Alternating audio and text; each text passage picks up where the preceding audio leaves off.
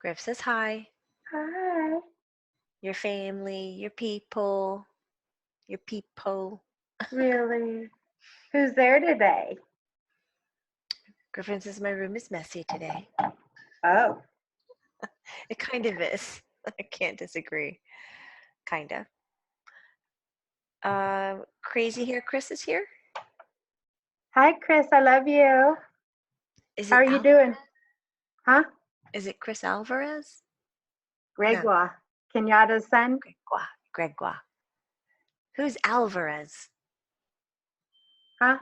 Who is Alvarez? Alvarez. No? I don't know. That's a name I hear. Okay. um I don't know who the other ones are. I have like four others, but I have your mom, I have Peggy, I have your grandmother Oh, who looks very purpley today. oh wow. There's like purple in front of her. Oh, wow. Hmm. What does that mean, Jamie? I don't know. Just the way she's presenting herself, just her Uh-huh. light that I'm seeing. Uh-huh. Um, I don't know. It's neat. Cool. Your grandfather, dad's dad, Hi, father-in-law, Grandpapa. Hi, Carl. Roger, Hi, Uncle. football guys. Hi, guys. How's it going? Is Junior there today? Yeah, he must be squatting down or something. Right? He's low. Okay. And then I have 5 sweet peas. Hi, sweet peas. I'm trying to figure out this kid's name that drowned, but I don't think it's Alvarez. Did Chris bring somebody or he's just there? You're just hearing that name. I heard it right along with Chris, so I thought it was one word, like Chris Yeah, Alvarez. right. No, that's not the kid that drowned. Okay, so um, how's everybody doing? Everybody's doing good, but since you mentioned kid who drowned, Chris is talking. Okay. So Chris and this kid have a connection? Well, that's a good question. I don't know if he knew him, but his mom went and talked to the mom. His name's Jasoni, Jasani, Jasoni. Cool. And yeah, he's a beautiful boy. It was senior skip day, and they went to the beach, and yeah, but he's totally beautiful, and his body did come up shore, so his mom at least will have some closure. But there he is, right there. He's a big boy, Come down. He is a tall guy. isn't he? Oh. Yeah. I don't know if Chris knew him, but Knew Chris, of him. right, and knew the people around him. He probably did know him because I would They imagine had Chris same would friends. probably be a senior now. They had mutual friends, but Right, they weren't buddies. right. Is he okay, Chris? I mean, as okay as you can be? Yeah. Um, he was just showing me that um, Jasani, I only see him in my head, if that makes sense. It's a little Yes, weird totally. He may not even crossed over yet. because I don't see him in the room. It's Right. just in my head that he was taken under and out. It Yep. wasn't like a hit on the head. It wasn't an unconscious thing. It wasn't like I drank too much and I passed out thing. It was a current thing. Um, and he was fatigued. He doesn't have the stamina. He's like a sprinter, not a long haul. And you needed a long haul for what was happening. And he fought it instead of relaxed because he got scared.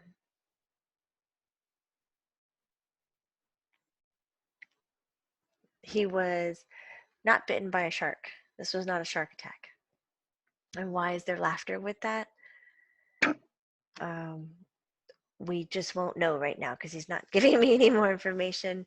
Maybe somebody started a rumor like that, or he thought Um, that would have been badass at least, right. like his tone sounds very relieved, like he's okay. He Good. doesn't exactly know where he is, Mm-hmm. but he knows he's talking. He knows he's aware of himself. He's self-aware. He can't really tell me where he is, but he feels fine and he sees his family, which is what he wants. So he's Good. golden. Good. And when he's ready to make a different change, he's got a great grandmother that's been on him, and he's got a grandfather in spirit that's been talking, nipping at him. So he's good. Good. He'll wait probably for his funeral. Right. So Jasani, I'm glad to hear you're okay, and you do what you need to do, kid, and come back anytime, okay? We love you, and I'm very sorry that happened to you. He's saying thank you, but he's talking about he has two funerals. To what? He has two funerals. I bet. I bet. I don't know if that's a thing, but he's happy. It's good. Right. Right. I believe you because, yeah, I believe it. I believe it. Probably can't fit all the people in at one time. I didn't think about that. Yeah. Or maybe like a little bit more personal with just your family and maybe one with your school and stuff like that. That would make sense. Yeah. Uh, The way that would make sense. He's probably just coasting like Griffin wouldn't leave here for a while. Is what my guess is. Griffin goes, there was a little bit of I feel like a coward if I'm leaving. Right? It's like leaving the scene of a crime. Griffin's like, you just don't do that. Like, just wanted to make sure everything was okay. Right? Right? So you understand it when someone stays behind, Griff, right? You guys don't, you just let them take their time? Griffin says, yeah, there's no harassment here to land at a certain hour or to beat something. It's not like the darkness or the devil is nipping at your toes if you don't go ahead and jump into the light. Right? Right? He's so funny. Right? He puts his hands up by his face and he makes this like really ugly man face, like this thing. The dark, I can't do it. Darkness or the devil. He makes a better voice. I don't know why I'm totally ADD and I want to show Jamie this. Is it okay, Griff, if Yeah. I show her you as a baby? Okay. Oh, your baby pictures. No, but I kept him alive. Don't be like get excited because this is not an exciting picture. He had flesh-eating bacteria. This is Griff. Griff did? When he was little, I can't even tell what I'm looking at. Okay, hold on. Is I'll that give his you a minute. belly? Yes, wide open, like a football. That was when it looked good, they told me. That was 3.5 weeks after they scraped him, had the surgery. He wasn't supposed to live. It went dark. Oh, he's only the oh, he's only the second child to make it at Children's Hospital of LA of 13 kids. Like he was not supposed to live, supposedly. We fought so hard to keep him. So when you said shark bite, as he got older, he was proud of his scar, but as he got older, a kid told him to say that he had a shark bite because he Oh didn't have a my. belly button. He didn't have a It, belly button and he had a huge scar. And so he said he got in a fight with a shark. It's not funny, but I'm ending it on a good note. Yeah. that is pretty funny. Yeah. So my little kid was a little fighter, man. Whew. Oh, Jamie, you have no idea. No, I don't. No one, it's kind of been a common theme in my life, but no one believed me that something was wrong with them. And everyone, the same doctor, I took him 12 times in 12 days. And I saw the same doctor, and they kept sending me home like, oh, you're just a nervous young new mom. Drive him around, put him on the other side of the house for 30 minutes, put him on top of the washer and the thing, drive, yeah. get Mylicon drops. It's gas, it's colic, it'll outgrow it. And the last day, the 12th time, I told Eric, if you don't go with me, I'm going to smash up baby Tylenol and put it in his bottle. Because, I didn't even take an aspirin while I was pregnant. So to me, that was like a big threat. You know what I mean? Like, I'm going to give him baby Tylenol. A couple hours later, he was on morphine in the hospital. But so we saw a different doctor, thank God. I didn't think to ask for another doctor to step in the room, right? Yeah. The doctor had 4 partners. I don't know why he didn't say this crazy lady keeps bringing this baby and I can't find anything wrong and we keep sending her home. I mean, my family was fighting me, everybody, like, and I couldn't get any sleep because I could not get him settled. He just wouldn't stop crying because he was getting eaten alive inside. And so there was no symptoms, no fever, nothing. And so the last day we saw someone different, and he found it. He touched Griff's belly button, like around that area, and Griff cried so loud he almost passed out. So he had to flip Griff over. And he goes, I don't know what it is, but it's something. And he goes, I've never seen this before. Maybe his umbilical cord didn't close off properly or something, but he does not like that. And I've got to admit him to the hospital. So there our journey began. And even on the way down, the secretary said, oh, there was a reason for all that crying. And I was like, yeah, like that. And so then an hour later, he was on morphine. And the nurse told me that kid was in a lot of pain. And he had tubes everywhere. And they didn't think he was going to make it. And then they didn't know what was wrong until the pediatric surgeon came in and introduced himself. And he goes from hospital to hospital. And he said, I don't know what it is, but I'm going to wait overnight. And they mark him with a Sharpie because a rash had just now started to come, first time. Because he's starting to get a little rash. And I don't know what it is, Marshawn and Eric. I'm going to go home for the night. I marked it. And if it's different in the morning, then I'll have to operate. So in the morning, as he's coming by on the stretcher with Griff, he said, sign these papers, sign these papers. I don't know if he's going to make it, but if I would have seen this last night, I would have operated last night. It's moved all the way up, the rash or whatever. And they said he would have been dead in 24 hours from that time. But it's called a nosocomial infection, which means it's an infection acquired at birth at the hospital. Shows up 3 to 3.5 weeks after. It was clockwork. So it's either a nurse, she comes to work thinking she just has a cold, but she has strep.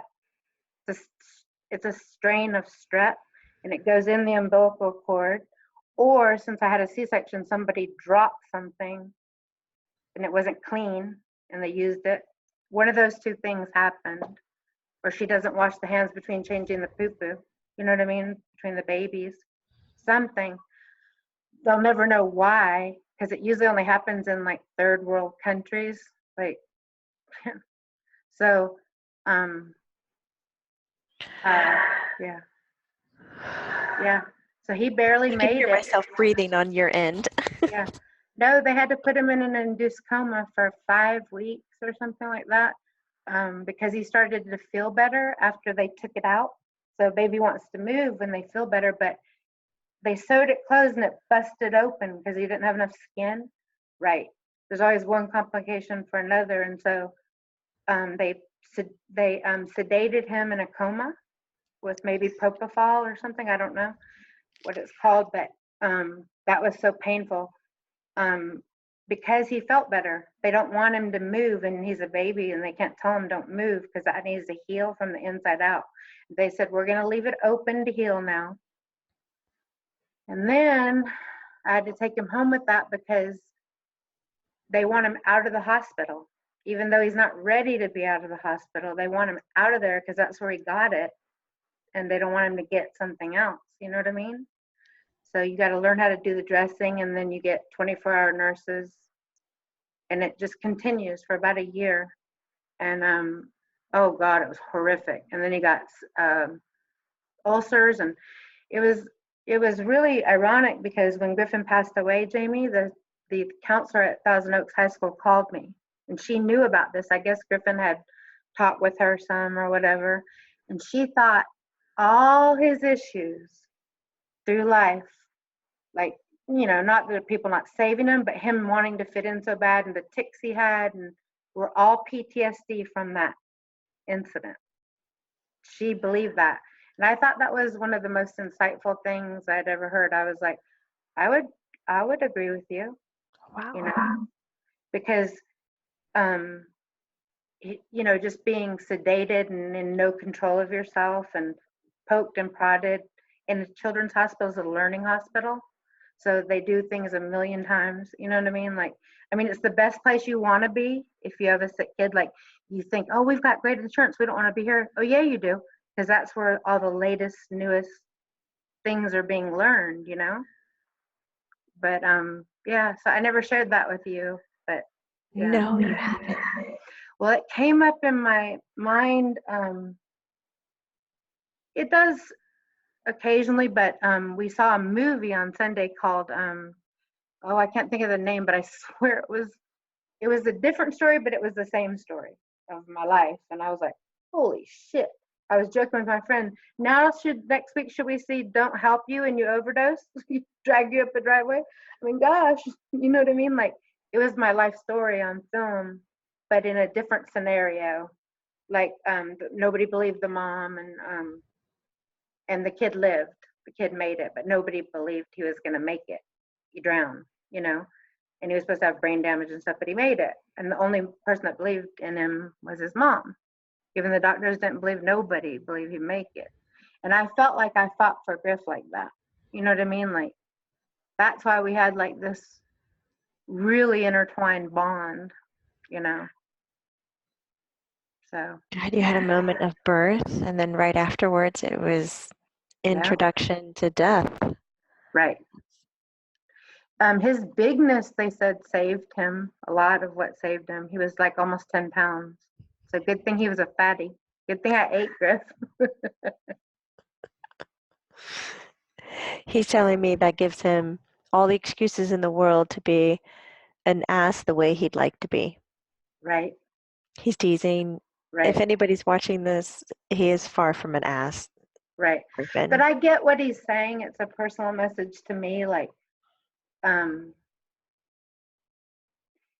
he bucked against, like a horse bucks against the system. He bucked a lot against the system, and I think it was the PTSD.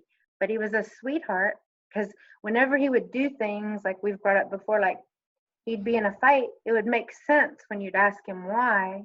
Because I was trying to teach him before, we've talked about this, about the retaliator always gets in trouble, Griff. You have to walk away. Even in the Bible, it says, turn the other cheek, walk away, flee, flee, flee. But he's like, no, I had to beat his ass because he said my dad's not a good football player. So I had him down on the ground in third grade. Sage had to pull him off. He was hitting him saying, say you're sorry, say you're sorry, say you're sorry. Well, it made sense. You know what I mean? What he was, every time he got an altercation, it made sense. Like, I get it, Griff, but that's just not the way we can live here. You'll be in jail. Say you're sorry. Say you're sorry. I know. Say my dad's a good football player. Say you're sorry. Say you're sorry. And the parents ended up loving Griff. They got on a baseball team and they didn't want him on the team because they thought Griff was a bully because of that. And they ended up absolutely adoring him and loving him because he's got a big heart, but he's tough. He was tough. You know what I mean? Like, you couldn't mess with him. But when you met him, you're like, damn, you're sweet inside and you're smart and philosophical and deep. And yeah. He's a big teddy bear. Yeah, but he'd punch your lights out, Jamie. Hmm? He'd punch your lights out if you were doing his friend wrong or whatever. He was not scared of confrontation that way, physical. I'll never get on his bad side. Right? Right? Exactly. So I don't know why that came up. I wasn't even planning on talking about that today. I think because we're talking about the drowning guy and the kid, and that brought up the memory of the movie and stuff. And I had The never shark shown bite. you the shark bite. Yeah, that's how we got here.